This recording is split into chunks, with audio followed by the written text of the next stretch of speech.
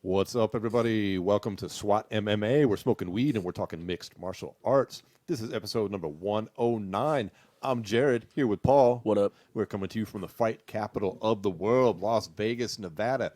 Today, we are going to be smoking and talking about the current state of the Ultimate Fighting Championship. We're going to discuss Bkfc and their emergence on the scene as a legitimate promotion. We're going to discuss the PFL starting to really shine with this year's season. Before we dive into that and a few other topics, let's get into the weed of the week. Smoke weed every day.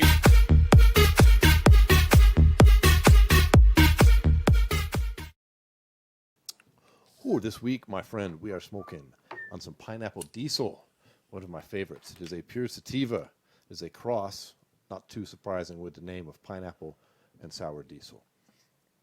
So it's going to be a little bit fruity, and it's going to give a nice little energetic buzz for us. Pineapple is it's actually a phenotype of Ed Rosenthal's Superbud, sometimes just shortened to ERSB. And then Sour Diesel is Chemdog crossed with Sour Skunk. I'm sorry, Super Skunk. I thought I spilt the water in this bubbler right here, right when I was announcing the weed. But yeah, Chemdog and Super Skunk. Again, all strains I love. Sour Diesel, one of my favorites. Pineapple, kind of hard to come by. The combination is choice, my friend. So, while we're puffing this down, this is a little cash. I was going to say this looks a little cash. We hope that you listening are enjoying some hopefully legal cannabis wherever you are. And if not, that's just fine. I'm an asshole. What did you do this weekend, man? You asshole. Yes. I smoked that whole bowl down, and then I was like, oh, yeah, we'll smoke this one instead. Smoke this one instead. That's funny. But no, you did something a little bit our viewers or listeners might be interested in this weekend. Yeah, I went to the WWE SummerSlam over the weekend. Now, that's been in the news not only because it's a big WWE event, but it's been into the news for some other reasons that you got to witness firsthand. Yeah, firsthand. Jeez. And what is that's going on? So Allegiant Stadium is a fucking mess of a place. Like, let's just be honest. It's a $1 billion Raider stadium that just built off the side of the strip. Yeah. So don't get me wrong, it's structurally wise, it's beautiful. It's great. It's cool. I haven't been in it yet. I've driven by plenty of times. Are cool. Like everything's pretty solid, right? In that respect. Okay. But there was so many just like laughable fucking situations that went on. Well, be specific. What happened? So, that was the big one. To begin with, so we get to our seats. Everybody gets through concessions. Everything the first hour goes smooth, right? I finished my first beer. It's like, all right, let's go back to the concession stand and get another one. Yes, wrestling, WWE, you need to have some beers. Yeah, and I caught a little buzz before, so, I was just trying to keep it going. Right. And so I go back to the concession stand, and they're like, hey, sorry, we can't let you purchase anything right now. Our credit card system is down. And I was like, oh, I'll just pay with cash. Yeah, of course. Sorry, we're a cashless venue.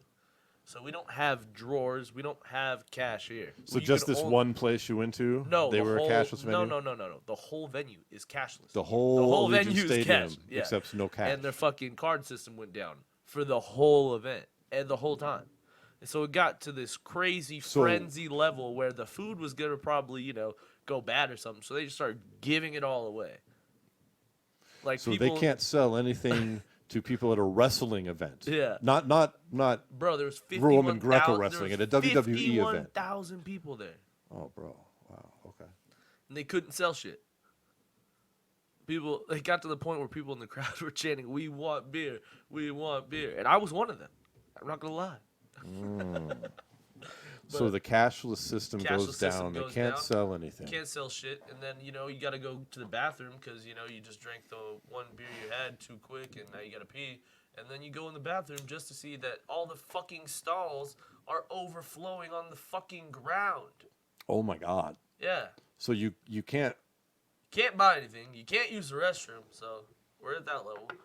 And then they're supposed to have this cool, high-tech Wi-Fi system in Allegiant Stadium where it promotes people to use all the hashtags on Instagram and all the bullshit that comes with extended Wi-Fi and people making bets and shit. The fucking Wi-Fi doesn't even work. The Wi-Fi didn't work in the whole stadium. And then, Oh my God. And then when it comes to the actual event, don't get me wrong, the fucking wrestling part, the like WWE show part of it was great. Great time, super hype, all that good stuff. And then their fucking pyrotechnics system wasn't working. Like you'd hear like pop, pop, pop, but nothing would come out. Wait, so all the fireworks didn't go off? All the because that's a big event. The only thing that ever WWE. happened was smoke. They like a couple guys had like came out to smoke. So they're firing it. You can hear the cannons firing, and then there's nothing. Like you couldn't like it just sounded It's just like pop, pop. Like it sounded like air. It's like air popping. That was it. So while you're sitting there sober, and you're like, well, at least we get cool intros. No, I mean there was some cool ones with just smoke, but that was all they had. So no fault of the WWE. No, it was all on the fucking Allegiant Stadium. You can't take a piss, or God forbid anything else. Or buy beer.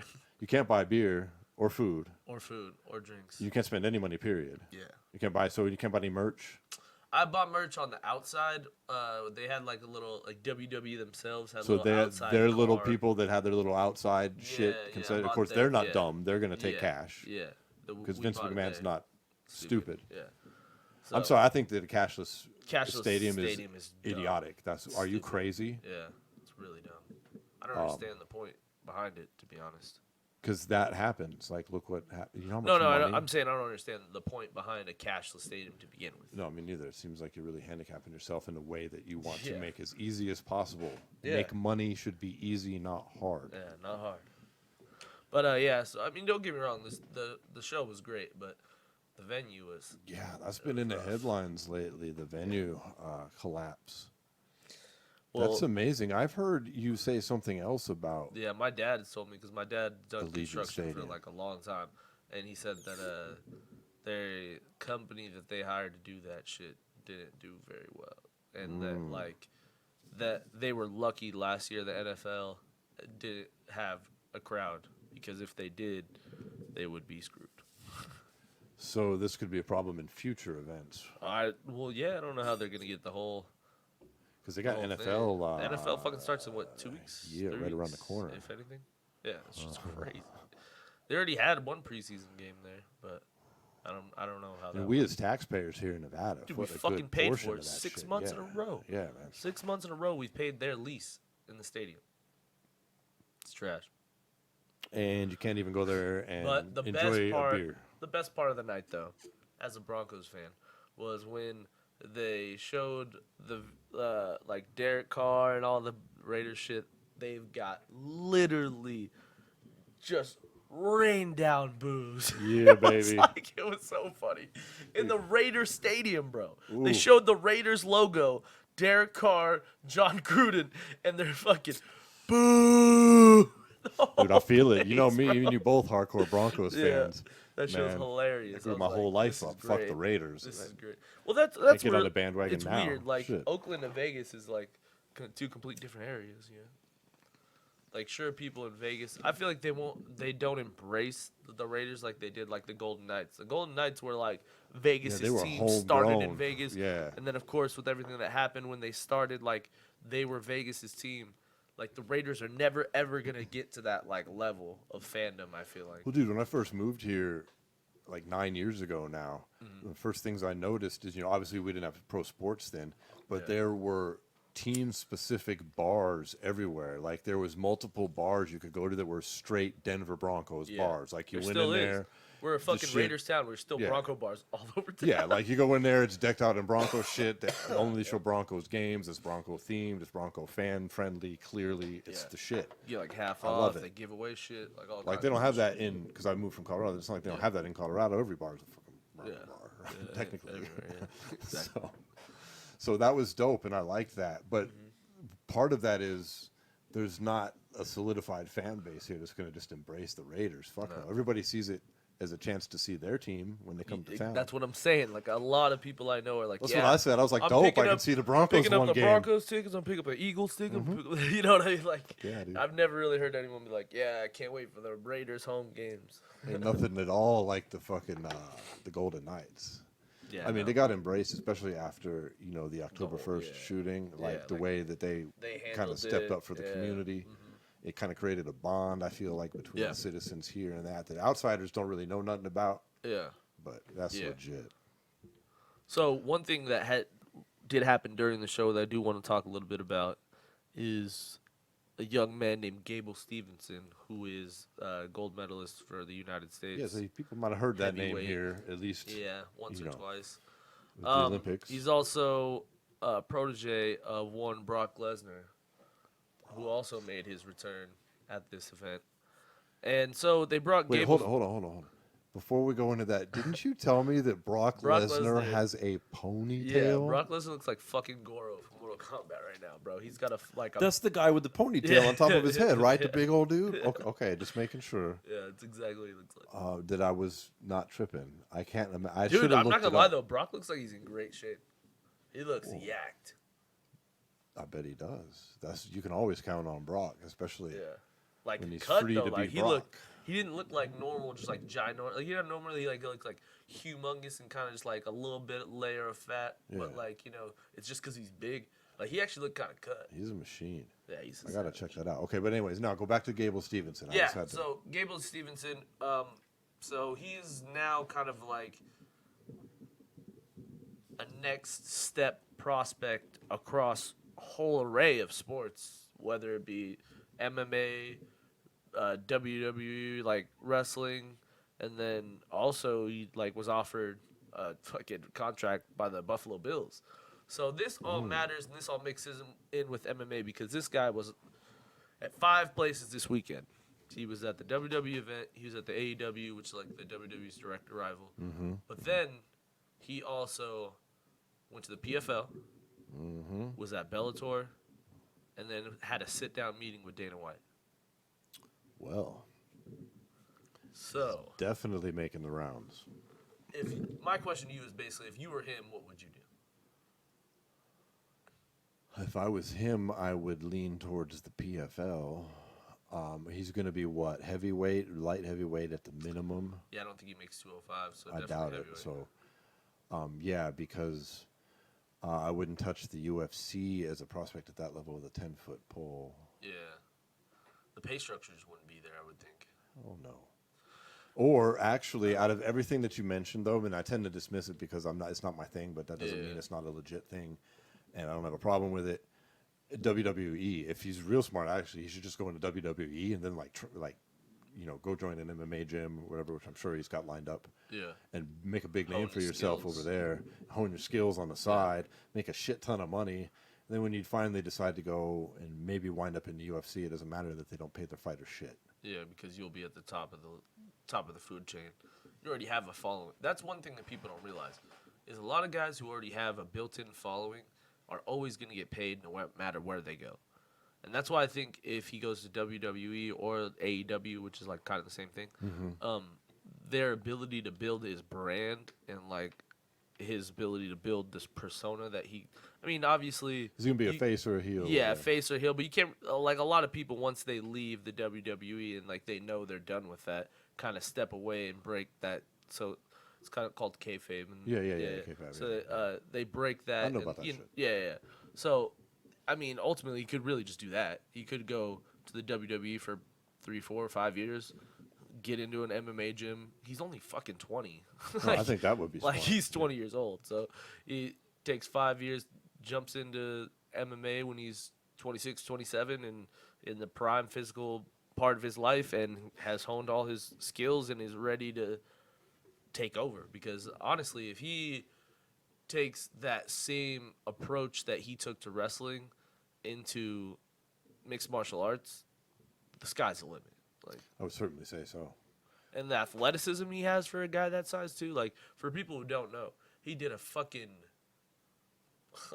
like not just like a backflip after he won the Olympics. He did like a fucking somersault where he was in the air like a fucking gymnast after he won the gold medal. And how big is he?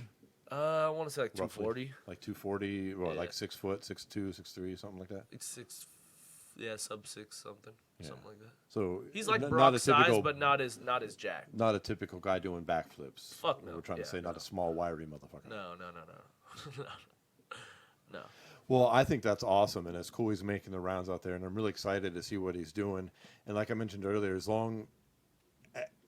the worst thing he could do is sign with the UFC, because the UFC would offer him some shitty-ass contract, and then as good as he is wrestling, he's not a seasoned MMA fighter. He's not going to go win the title and reign for years. He's going to wind up getting beat. Most likely, they'll sap what little name value he currently has out of him, get him a shitty fucking record, then he's got to, have that tarnish on his MMA career that he could avoid, because they're not going to pay him the big bucks. He's not going to. They're not paying anybody. They'll pay him the big bucks in consideration to everybody else who is at his point in his career. Well, yeah, he'll get like a 50,000, 50-50. Yeah, he'll get like a 50-50 or 50K to show, 50K to win. Yeah. Maybe 100 if he's lucky. Yeah, but I don't think he's going to get nothing else. Nothing. And that's not WWE numbers. WWE pays way more than that. WWE PFL pays more than that. Serious money. He could cruise through a PFL fucking heavyweight championship, probably. Probably. I mean, shit. Just ground and pound everybody. And well, let's talk about that. Let's shift into the UFC. We said we were going to talk about the state of the UFC, right? Mm-hmm. And fighter pay is one of the things that I want to talk about. But there was a UFC event this past weekend, right? We saw Jarrod Cannonier fight Kevin Gastelum at 185 pounds. Very close fight. It was a good fight. We're both fans of Kelvin here. I thought Kelvin won. I thought it was really close. I thought it was a lot. I was going to say I thought it was a lot closer than the scores would indicate. Yeah. But he did win a unanimous decision. Yeah. And afterwards, he does a typical in-cage interview. Dana Cormier this time, and one of the things that he comes right out and says is what? He said I can't afford to get injured in my fights anymore because I'm broke. Basically. Yeah, he said I'm broke, and he can't wait either for a title shot. He can't sit around and wait 9 months because he's broke for a title shot. Yeah. This is a guy who he's willing to take a short notice fight against any top contender at this point because of that. It's crazy. This is a repetitive story we're hearing. We just had Miesha Tate last week come out and talk about, she's like, I got a $200,000 purse, right? And like 70% of it went to taxes. And like 28% of it went to my gym fees, my manager's fees, my diet, my fucking special shit I got to eat. And it left me about $4,000 in my account to fucking be like, yay. That's crazy. We've got John Jones versus Francis Ngannou can't get made because those guys would like to get paid. Yeah.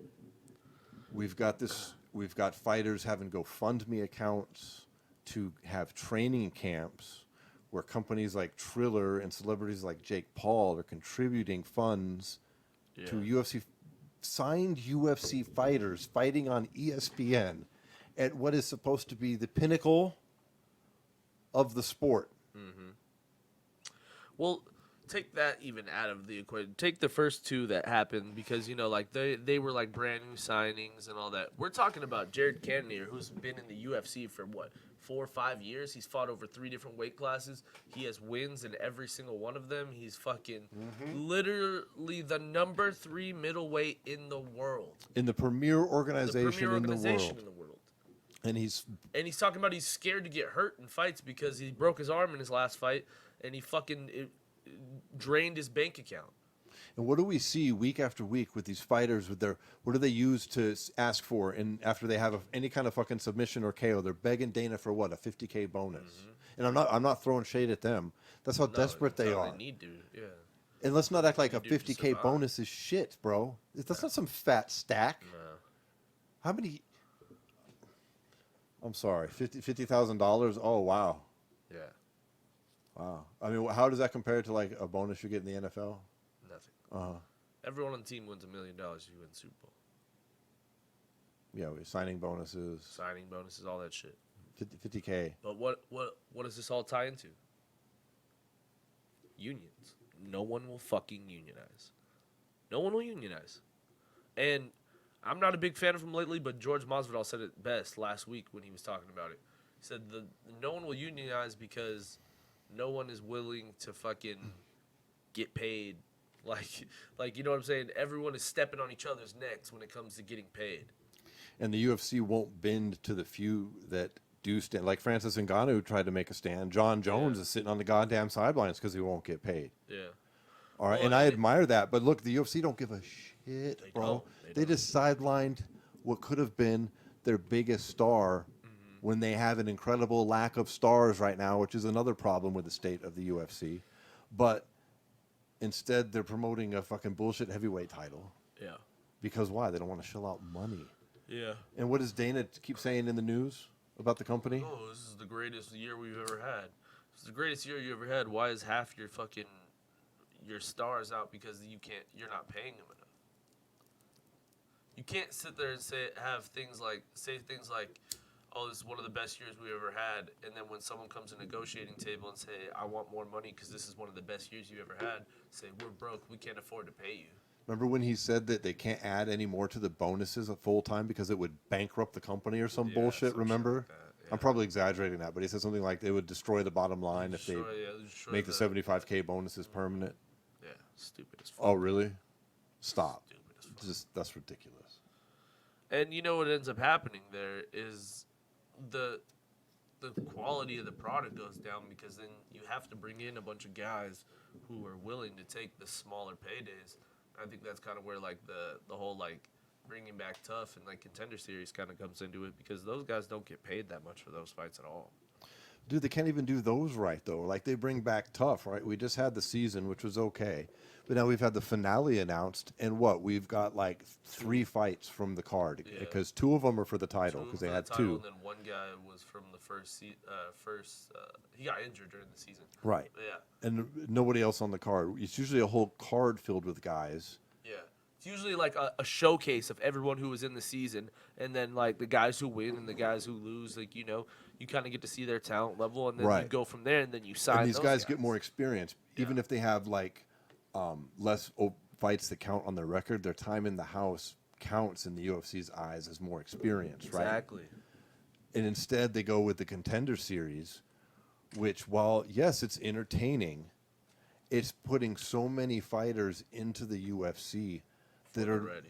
Dude, they're like, they should be in Bellator or PFL with the way their records are. They're like 6-0, like 6-1. Get a few more legacy fights. They're not ready. Yeah. That's why the UFC just cut 4 guys, and I think 2 of them were from the Contender Series, and they went 1-4 and 0-4 collectively. Yeah. Okay, these are guys that won their contracts because they're. That doesn't mean they're shitty fighters. They shouldn't be there yet. But it circles back. Well, that's the thing. There's an opportunity, and there's also. Dana White taking advantage of the opportunity. You can see, like, just because someone... Here's the thing. The model of the Contender Series is kind of bullshit. Because, like, a finish doesn't really prove you're a good fighter. Like, yeah, getting a finish is big.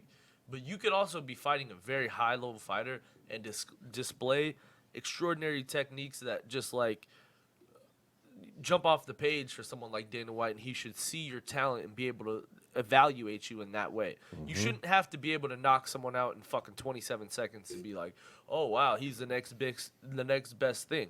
Getting a 27-second knockout is great, don't get me wrong, and yes, you probably have a lot of talent if you're able to do that, but that's not the end-all be-all of talent.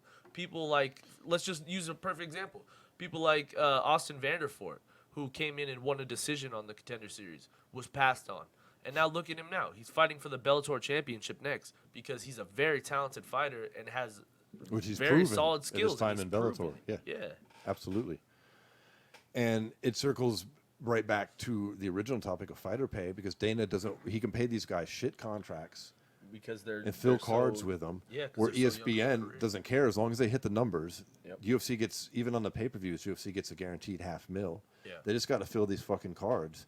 And he can sit there and turn to his bosses and say, look all this extra money we're making, which, oh, by the way, gives him more money too. He has a vested interest in keeping fighter pay low because it influences the bottom line of the company, where if it hits certain milestones, he gets more money. Yeah. And I'm tired of it. Honestly, I'm tired as a fan of watching this shit and seeing these guys begging for money every week. And I don't mean it against them. Not against them. It makes me embarrassed. embarrassed. It's just sad because makes it's me like, embarrassed fuck. to be a fan. I'm like, fuck, this company won't even pay these fucking guys. Yeah, and that shit what he just did was extraordinary. We're the biggest goddamn sports network there is, ESPN, at the biggest company in MMA there is, and these guys are like, please give me $50K or I'm broke. When have you ever seen anybody in the NBA or anything like that talk about they're broke? Like, no one's broke. I mean, I'm people glad. people step aside, to get better contracts, and like they hold out a training camp and stuff like that to get better contracts. Yeah. But nobody holds out of that because they're broke and they need the better contract to survive. You know what I mean? No, like they can't pay their rent in their Yeah. fucking $800 a month apartment type of Yeah. broke. None of that. Like, no. And I don't, again, to be clear, no shade. I'm glad the fighters are saying this because we need to have this conversation. Well, and I'm just tired of hearing it. It makes me embarrassed for Dana. It makes me embarrassed for the UFC. Like, this is the best you can fucking do, you assholes. and like another thing that is sad that Misha Tate said, she was like saying that if you are in this sport, you're doing it because you love it. You're not doing it because you want to get rich. Because if you're doing it because you want to get rich, you're in the wrong sport. And and she was like, that's why she said that she's not that upset by her not really having much money to show for after that fight, because she's not in this for the money. She's in it for the legacy, which I get that mentality. You have to have that mentality as a That's fighter. admirable, but this is professional sports. Yeah, it's This also isn't professional sport. Yeah. meddling tournaments. This isn't the fucking taekwondo where you're just out there to get them fucking the belts and the fucking medals and the tourneys, and you don't care if there's a crowd there or not. This is the UFC. This is the pinnacle of mixed martial arts. And look, the truth is, there's a simple way to solve this. It's a union. Well, no, it doesn't even have to be a union. Like, I can solve this whole problem for the UFC without costing them a goddamn dime. They don't got to pay any fighters any more money. The fighters don't got to unionize anything. They don't got to do shit, Paul. All they have to do is allow a couple sponsors on the fucking shorts like they used to allow. Yeah. Doesn't cost them any more money. The shorts aren't getting spaced out. And these guys can make some real money instead of this ridiculous Venom cash. I don't want to hear about Venom money. Yeah. Fuck your 20K is the most you can get if you're a champ. Oh, I make $20,000. I mean, yeah, that might sound a lot to the average person. Yeah. That's a joke. Yeah. Most of those guys get 2-3K. Yeah. Or maybe an extra 5K. Yeah. And don't forget that's taxed. Yeah. So you get nothing. It's bullshit, man. That's all they have to do, Paul. It's true. That's true. That changed the whole game. It crippled everybody. And now they don't have to go crazy. You don't like it to be crazy. Okay, cool. Allow 2. 2 works. And then people can get smaller guys can get smaller sponsors, and the bigger guys can get the bigger sponsors, and everybody's going to make more goddamn money, bro. What if instead of doing that, you could also, as the UFC, you have all these fucking sponsors all over your cage to begin with. Why don't you start smacking some of those same logos you have on your fucking cage on some of your fighters' fucking shorts, and then have tiers where, like, you know how, like, Oh, the fuck top, that. They've already said they won't do that. Yeah, but you know what I'm saying? They did do it, though. They say they don't do it, but they did do it. Because they do it with just fucking... one. No, 2 of them. They do it with the fucking P3, and they also do it with the fucking Monster Energy. So what the fuck? They just did a $175 million deal with Crypto.com. These motherfuckers got to put that stupid shirt on right after the interview. Did you notice that this last event? They're all rushing to put that stupid. They don't get no money from that. 10 years, 175 mil. Fighters get jack shit. Now they got to run to put that shirt on for the interview. Yeah, it's ridiculous. Well, you know, I mean, I get what you're saying. It's something with the Monster and all that shit. How about you just let them get a sponsor? It's not even that. I'm just saying, like, you could have a tier system where, like, your lower level fighters have some of your low level sponsors on their trunks and they get paid out by them. Then you're higher. Then what determines a lower level fighter, though? These idiots doing the rankings? Yeah, true. Yeah. I mean, right now they do the tenure in the company, which it makes no sense because they'll have a major star come in from another organization and they get 2K from fucking Venom. Yeah. Wow. I'm sure they're fucking spending that the club. Yeah, fuck. I mean, it's just, I don't get it. It seems like a simple fix to me. There you go. You guys get 2. You just get 2 patches. Can't be no porn or fucking condoms, whatever stupid shit Dana don't like. There could be, like, there obviously could be restrictions. Because you can get real money with that. They can get an extra, I mean, fuck, you can get 50, 100K for shit like that from some companies. Yeah. Smaller fighters can get 10, 20K. That's more than they make for the fight sometimes. Yeah, true. That's what, like, fighters like Brendan Schaub said, that, like, that pushed him out of fighting. Obviously, he had some losses as well, but a big part of it was, like, when they switched to Reebok, he said he lost around $100,000 in sponsorship money that he would make on the outside of the UFC. That's crazy. And he showed his tax returns on Joe Rogan's podcast to prove it, because Dana was like, "That's bullshit." Yeah. Trying to make it sound like he's lying. Yeah. Like he's trying to big himself up. It's ridiculous, man. Fucking shut it. Fucking and this isn't the only issue of the UFC right now. I mean, I wish it was. If that was it, we probably wouldn't be talking about it. But we touched on it briefly. How about the lack of stars that they have right now? Yeah. I mean, Connor's And I shelved. think that has a lot to do with it's the questionable fighter pay, anyways. too. Yeah, it does. John is not fighting. He was supposed to be the thing that came That in and carried, filled in with yeah. Connor gone. Mm-hmm. Right? He's shelved. Then Ngannou comes along, and he was supposed to be the next big thing. And then Dana shits all over him for fighter pay reasons. Same thing with Stipe, too. Saying it did Stipe repeatedly. Who's a star in the UFC right now? I'm not saying who's a good fighter. Demetrius Johnson left the promotion because he shit on him so much. Mm-hmm. Fucking, who's really the pay-per-view star of the UFC right now? Like seriously, who would you consider? I mean, who would you Khabib drew consider? numbers across the world, but he's gone. He's gone too. Yeah. So who do you consider like the pay-per-view star of the UFC outside of Conor right now? Who, Adesanya? You think that's a star when you're getting 300,000-400,000 on a fucking pay-per-view? Yeah, Really? Adesanya is in the process of becoming a star, but he's not the star of the UFC yet. Fuck no. He's, And that's he's not throwing a shade star. on him. Yeah, it's not throwing shade. He's a great fighter, and he brings good numbers, but I feel like he's missing the right opponents to bring even better numbers. I think it's his problem. Yeah, the guy he wants to fight is John, who ain't fighting. Yeah, he's not even fighting. Well, and like he does better live numbers than he does like sell. Like, you know what I mean? Like when every fight he has is sold out. Who's a big signing the UFC had that you were excited about? No. I don't know, nobody, man. I couldn't tell you the last maybe like 20 Terrence fighters McKinney. they signed. Probably Terrence McKinney is probably the best signing they've had in the last fucking year and a half, at least. Yeah, because they're just feeding in off the contender But series. ultimately, Again, no yeah, shade he on was those guys. Yeah, it's not about it's that. not even about that. It's basically what we're saying though is like they're using kind of like a crop of guys that they're like they know will pick up at the, you know, Dude, like that. we have this show. I look at MMA media every day, not just UFC, other promotions.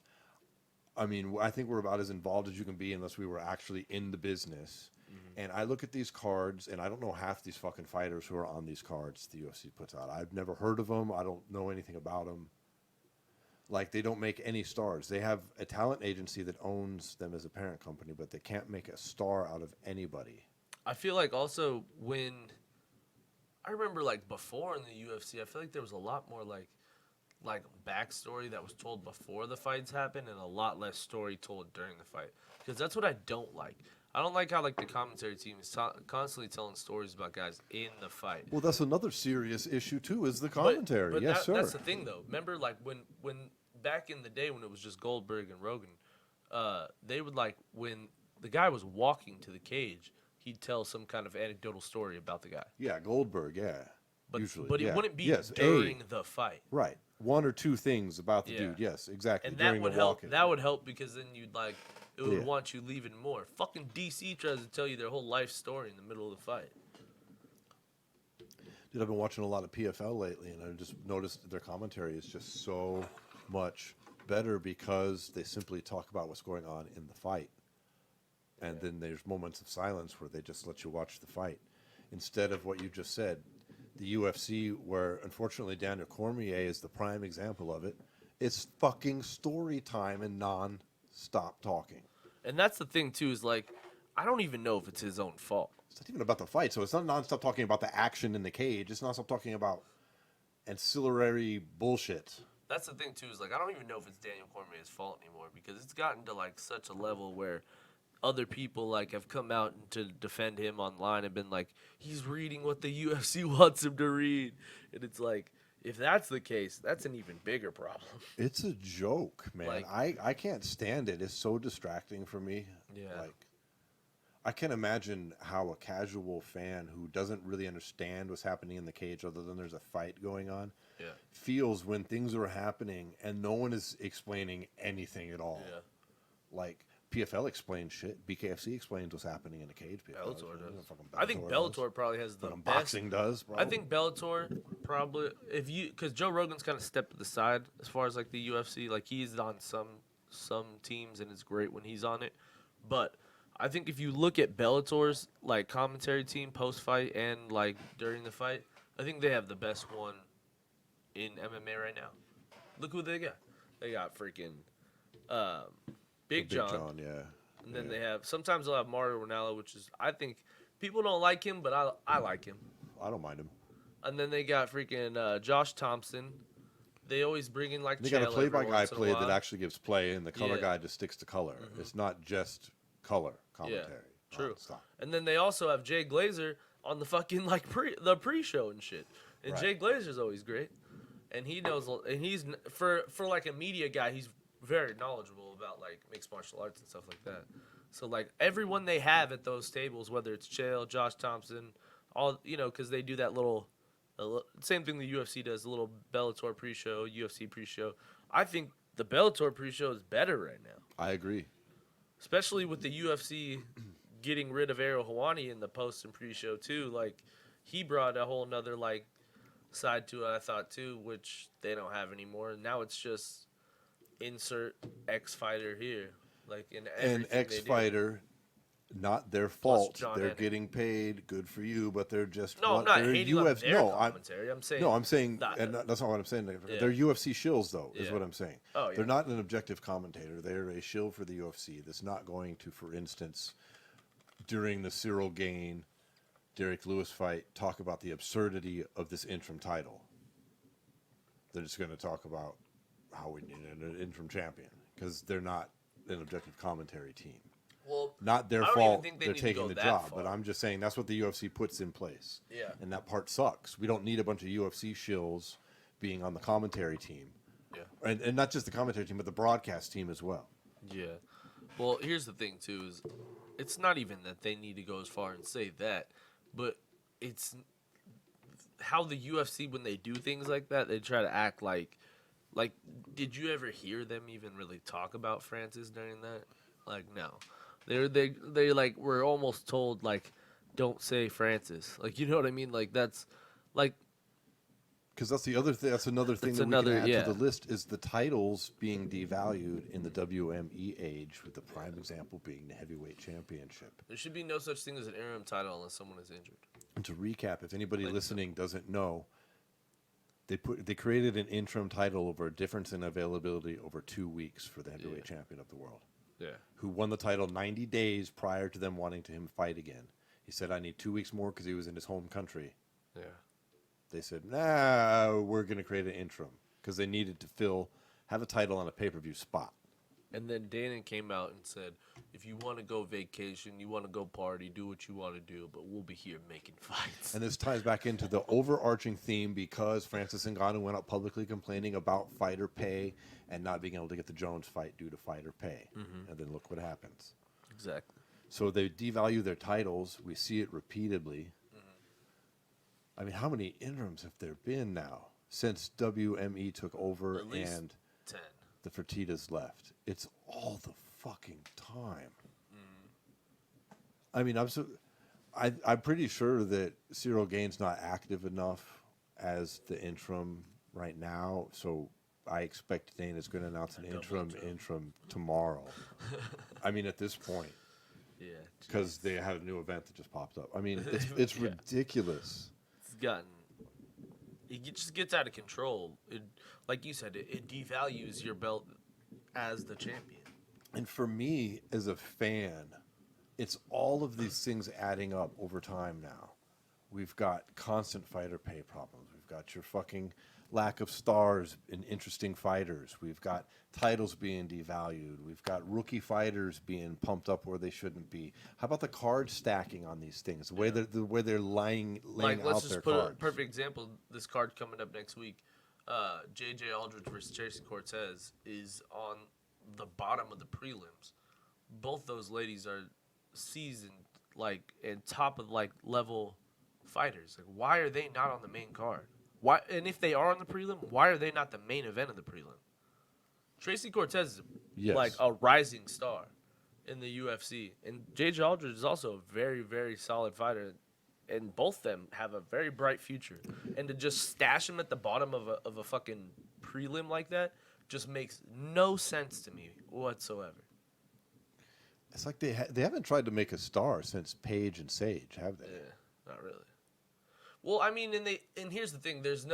That's another thing about the Contender Series that I dislike, is they do go a little bit into the backstory to try to kind of build stars, but I feel like they kind of have shied away from that. Like, the first 2 seasons, they had, like, Sean O'Malley, and, like, they had, like, the bigger, some of their bigger stars came from those first 2 ones, because I think they focused more on, like, every fighter, and there was only one contract, so there was, like, a more story behind it, and everything was more high stakes.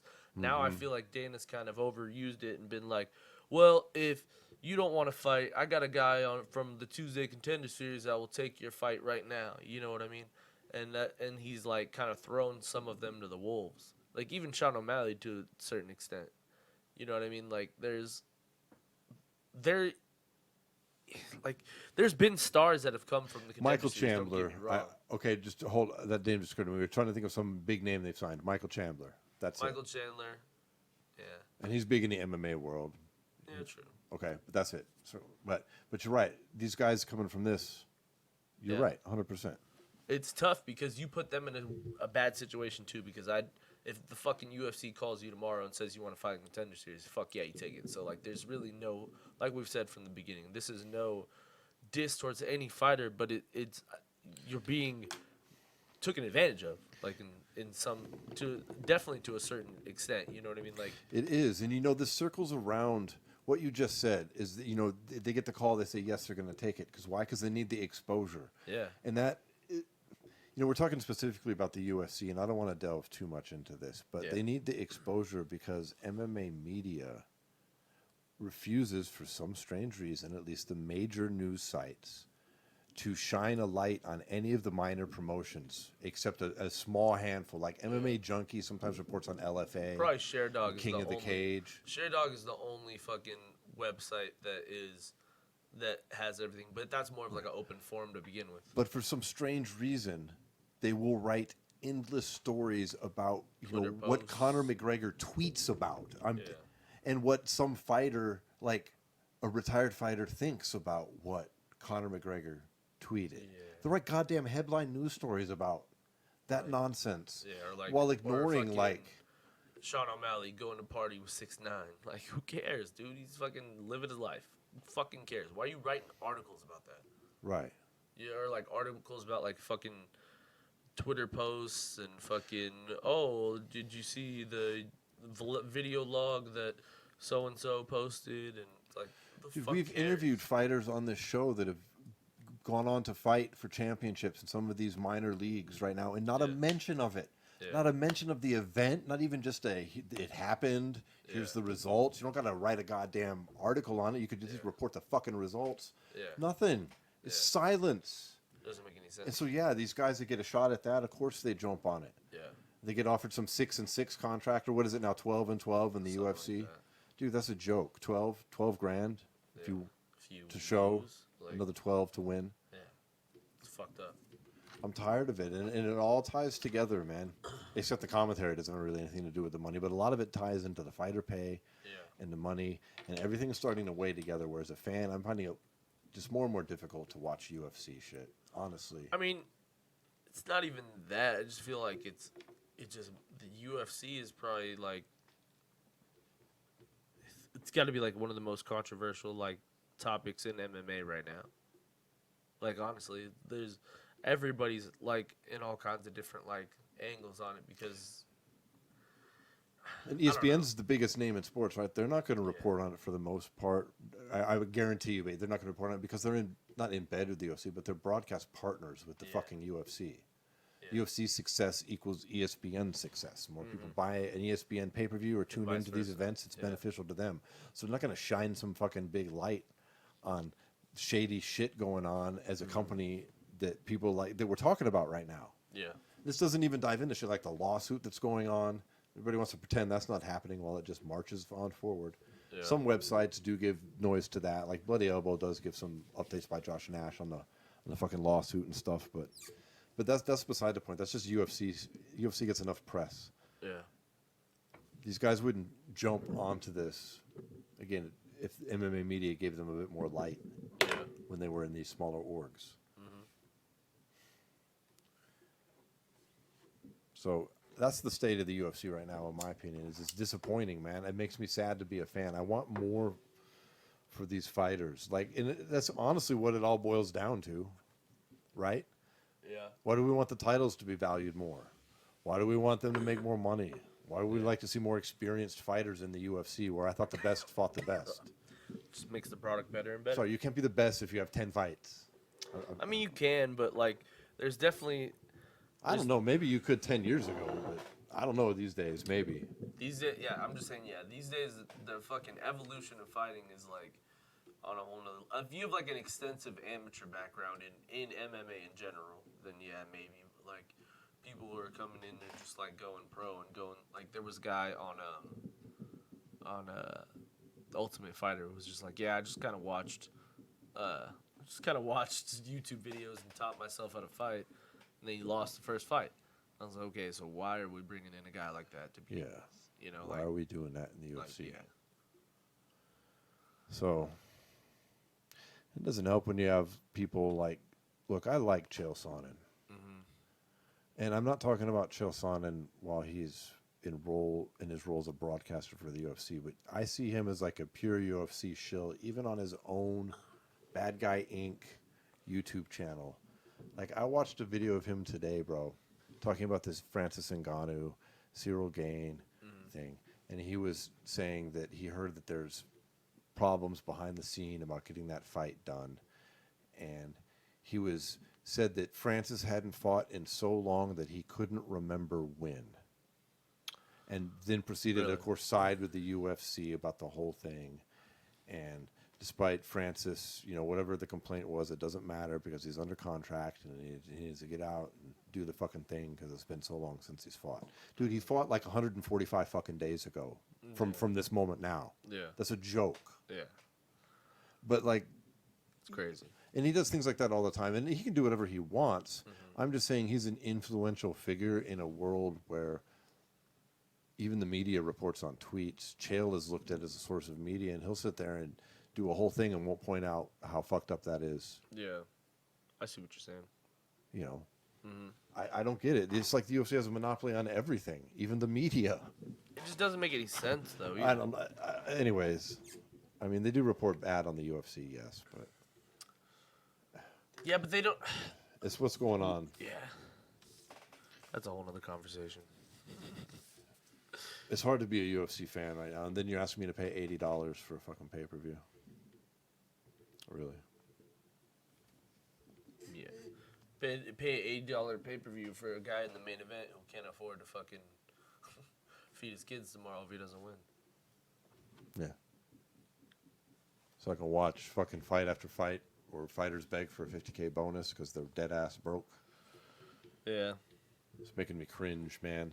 All right, well, let's shift from that. There was some other things that we wanted to talk about in the show. How about what I find to be a positive story in the world of combat sports, who they also had an event this past weekend, but let's talk about the Bkfc. So they had their Bkfc 20 event this past weekend, which saw bantamweight title fight. For the vacant spot because Dat Win decided to not re-sign and then was then stripped of the title. Yeah. So we had former champ Johnny Bedford fighting Reggie Barnett, who they fought once before. This is a rematch. Bedford won before as a decision. Split decision, I believe. Split decision. And it was a hell of a good fight, which once again saw Johnny Bedford beat Barnett by decision, unanimous this time. Unanimous, yeah. And I thought it was a pretty convincing. It was a great fight, but it was a clear win for Bedford, who now becomes the first two-time champion in the Bkfc. And as we mentioned before, this is their 20th event. And they're really starting now, I think, to establish themselves as a legitimate promotion here, Paul. Yeah. I mean, the co-main event was Alan Belcher versus Tony Lopez, and that's significant because Alan Belcher, A, was at heavyweight, which is interesting, Yeah. but B, is another well-known name in combat sports. Yeah. All right, another former UFC fighter, but not, that over the hill where it's weird. Yeah. And he was victorious with the decision at heavyweight. They've had a lot of big signings. Yep. Chad Mendes. Paige Van Zandt. I mean, she hasn't been the most successful signing, but she's a large name in there. I mean, they've got their Bkfc, their BKTV app, which we receive no money from. We are not sponsored by Bkfc, and I keep saying every week it's a great deal because it is, dude. It's fucking $3.99 a month, and you get all their episodes or all their pay-per-views, and then their library, which continually gets updated with their stuff. So, I mean, they've tried to do the social media thing, with having the social media fighters. I mean, those are come and go kind of things, like those happen. Even the UFC did those. UFC had that had the fucking James Toney versus Randy Couture. There's always some kind of freak show fights that happen. That's that's the nature of the game. It's all part of the process. I mean, 20 pay-per-views in. That's a pretty big they were landmark. established in 2018. I mean, it's only 2021 as we're recording this right now. Midway through this year. Yeah. And they've just showed continued growth. They've got big name signings and their champions list because most of their divisions they've held tournaments for. Yeah. And as the roster has grown, they've held a tournament to determine the winner. And right now, when you look down the list, like their heavyweight champion is Joey Beltran. Former UFC fighter. Former UFC and Bellator fighter, pretty well-known guy. Their cruiserweight champion, which is 205 there, is Hector Lombard. Former Bellator champion, former UFC fighter. Right. Their middleweight, Thiago Alves. Former UFC title contender. Yeah, these are all like, if you said these to any combat sports fan, they're like, I know these people. Yeah. Their super welterweight champ, which is their next division that they have, Louis Palomino of WSOF fame. Like, that dude is a hell of, he had wars with Justin Gaethje. Yeah, those Justin Gaethje fights are crazy.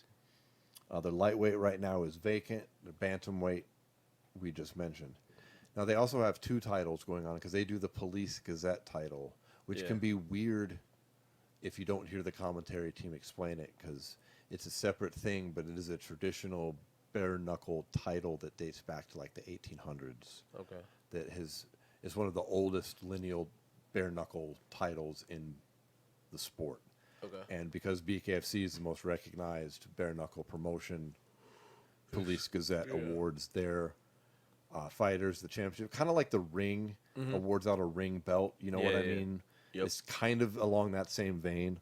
All right. So they have a list. A lot of them are dual, like Joey Beltran is, of course, the fucking heavyweight champion there as well. But they do have some other ones, like Beck Rawlings is a champion over there. That's what her title was. I think she was the last one. She's the champion in Recess. Okay, so she's not an official champ, but she's the Police Gazette champ still. Damn. And then she went over to back to MMA. Yeah, but she still kind of has that title. But point being, like, they're just establishing things. They're hooking themselves up with, established belt in bare knuckle. They're on Fight TV as well as their app, which is, as we've talked about before, is owned by Triller now. Right? Yeah. So they're getting more hype around the Fight TV app. They're getting coverage on boxing websites. Their events are exciting. Yeah. And for a fucking $1 a week, I don't know where you can see anything better. Yeah. It's true. I mean, I do think one of my bigger criticisms of the BKFC before was their talent pool, but they seem to be getting better and better and better. Look, you're going to see raw talent on the prelims. Like, they do the early prelims on YouTube. You're going to see guys that have the air about them of a tough man contest. Okay, that's going to happen. There's going to be some experienced fighters and some really raw. They have a series called Toe the Line, which you can also see on their app, which is kind of like the Ultimate Fighter, where people try out, and if they win there, they can go on the show onto like a pay-per-view. Yeah, and they usually get paired up with some newbie as well. There's going to be a lot of that, but when you get into the actual main card, these guys, like, let's talk about this last one. We had Johnny Bedford and Reggie Barnett. Barnett, before this fight, was 6-2 Yeah. Bedford was 5-2. Yeah. That's serious time in Bkfc. That may sound Like low. yeah. That's not. That's a lot of bare knuckle experience. These are guys that when you see them in a cage, they clearly have strategies. They know what they're doing. It's very high level fighting.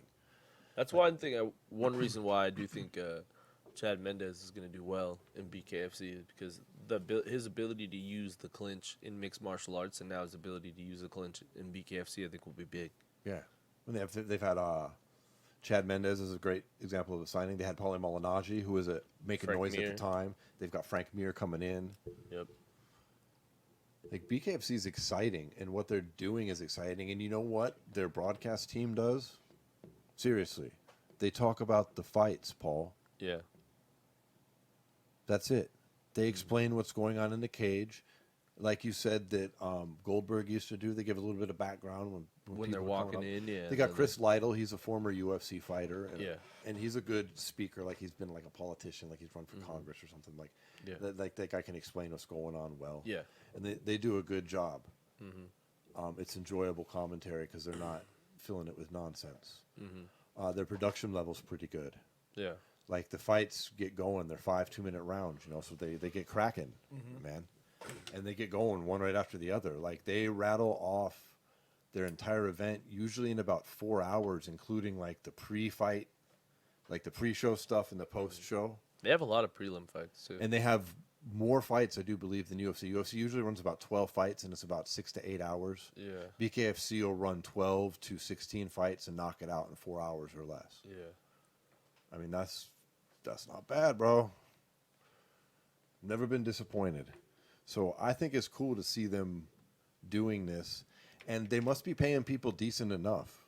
Yeah. Because Paige had choices. True. Like, these guys, like Thiago Alves, it's not like he can't go to Bellator. He can't go to PFL. Yeah. It's true as well. I mean, Frank Mir has money. Do you think he's just going to go sign for some chump change to go do bare knuckle fights? Yeah, no way. Of course not. Yeah. Like whatever they're doing, wherever the money's coming from, because we don't know what their numbers are. Yeah. But they either have investors or they have a pool of cash that they're at least paying something to these guys. Paige said as much as ever been fucking paid. Outside of Dancing with the Stars. Yeah.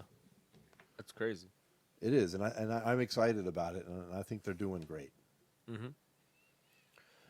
There's enough time in between their events that it kind of builds some excitement.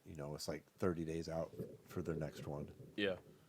And I think, we've discussed it, and I think we might as well announce it now. We're going to start adding a BKFC breakdown segment to the show. We might wind up actually doing it separate as a video on YouTube or as part of the audio podcast as well. That part we haven't decided, but we're gonna spend some more time talking about BKFC and shining a light on these fighters and their promotion and what they're doing here on the show. And hopefully we'll get some of their fighters on for interviews as well. But that leaves one other thing to talk about this week, Paul, right? Yeah. So this week also on, I believe, was it Thursday night, we had the PFL 7 playoffs. Headlined by Kayla Harrison versus Jenna Fabian with the semifinals of the lightweights. Kayla Harrison is an animal. It was a really close fight.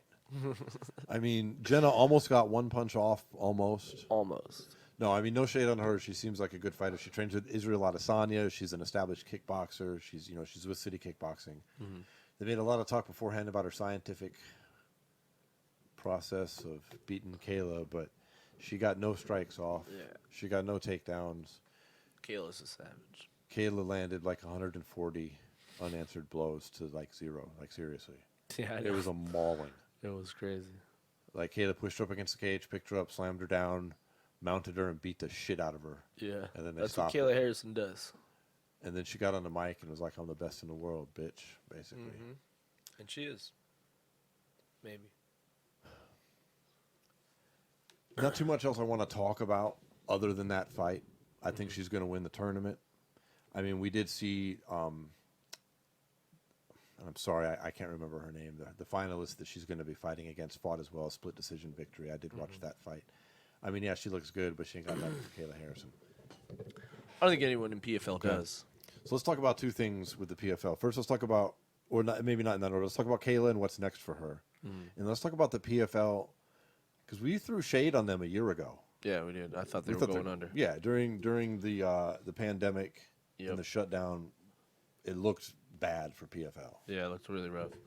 But I don't know what has gone on, but I guess they have a very big array of different celebrities that are invested in the PFL, I guess, and they hung on, and they're doing good. I will give them credit where it's due. I've watched most of this season. They made great signings all summer long, or I guess winter long. And they're, as a company, they're doing something different, Paul. Yeah. They have a style to their broadcasts that is different. They have like their advanced analytics and shit. Yeah, they call it their smart cage. They show a live update of strikes, of kicks, of punch speed, of kick speed. You got the ref cam. They got it's kind of dorky, but it's cool. It's something different. It's noticeably different. Yeah. Paul, I really like this live stats. And Yeah, the live strike stats of cool. the speed, Strike speed of the strikes is pretty interesting. There was one fighter, I believe it was a female, I can't remember her name right now, but who had a 61-mile-an-hour kick. Jesus. Yeah. Fuck that. Now, I'm assuming these numbers are accurate, but that's amazing. Like, can you imagine that hitting you, sir? Fuck no. But and then you have the tournament format on top of that, which is paying money at least to these winners. As far as I understand it, they get some sort of monthly thing that they're guaranteed. Yeah. So that they're not broke, so they don't go on fucking camera and be like, I'm broke.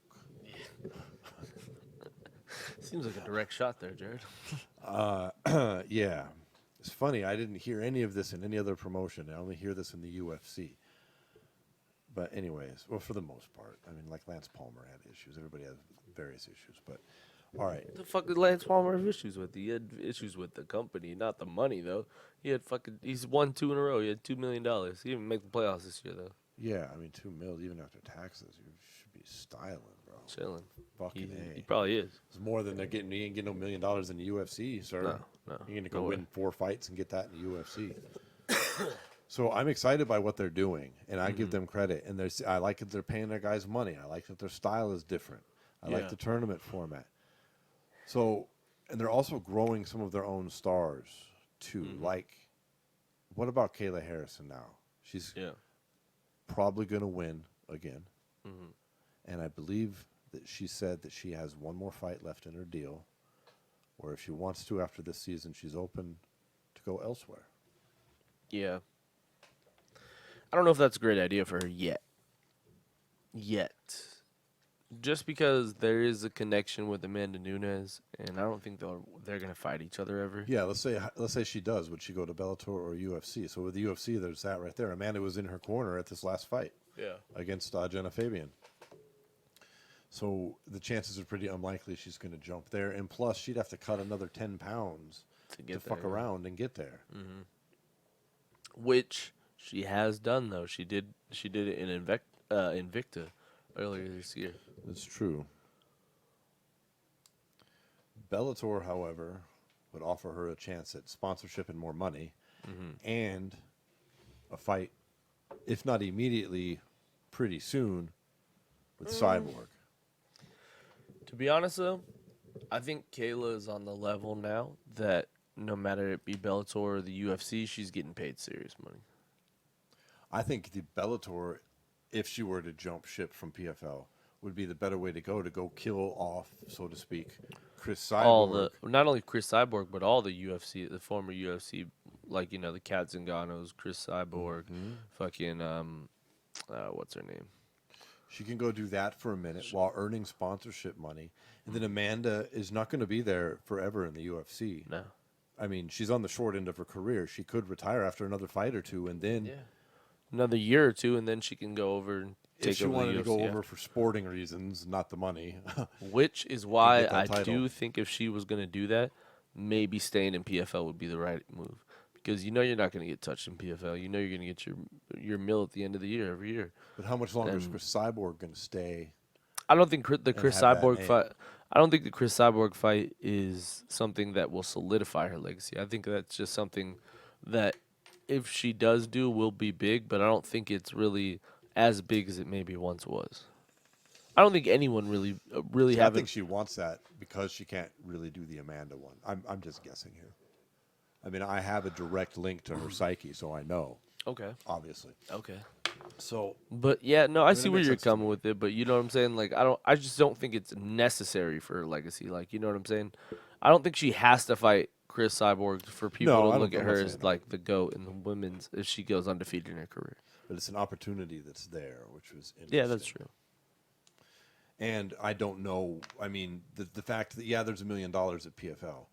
Yes, that's at stake. But she might be able to get somewhere close in that range with the right sponsorships and fights. In Bellator. And I'm not saying that it'd be less than that, But most likely. then again, Bellator could bring her in and do $1 million tournament with women, and then she can fucking win $1 million in Bellator You too. never know. But I like it. It's exciting. I like that we're having this conversation because when we're talking about things that we don't like with the UFC, it's nice to be able to have alternatives that are providing legit. Yeah, It's not like we got to go on YouTube searching for some bottom rung MMA stuff. Mm-hmm. And there would be more if MMA media would get on board with some of these promotions. I mean, that's the cool thing about, Fight TV. Yeah. Not only do they have Bkfc events, but they also have like Fusion Fight League, some of these other ones where some of our guests are fighting on. Yeah. And that's cool. But it is exciting when we have PFL offering another alternative that's different. Mm-hmm. I think that wraps up our show for today, my friend. Yep, I think that's it. Well, thanks for tuning in, everybody. Hope you've enjoyed it. Hope you've enjoyed some fine cannabis along the way. If you're brand new to the show, you can catch us on KLVM Radio. You can catch us wherever you get your podcast from Spotify to Apple to Google and everywhere in between. We put all that handy information in one location. SWATmade.com. You can head over there, click the gear button, and buy yourself a t-shirt. And follow us on Instagram, SWATmade Podcast. Thanks, everybody. Peace. Later.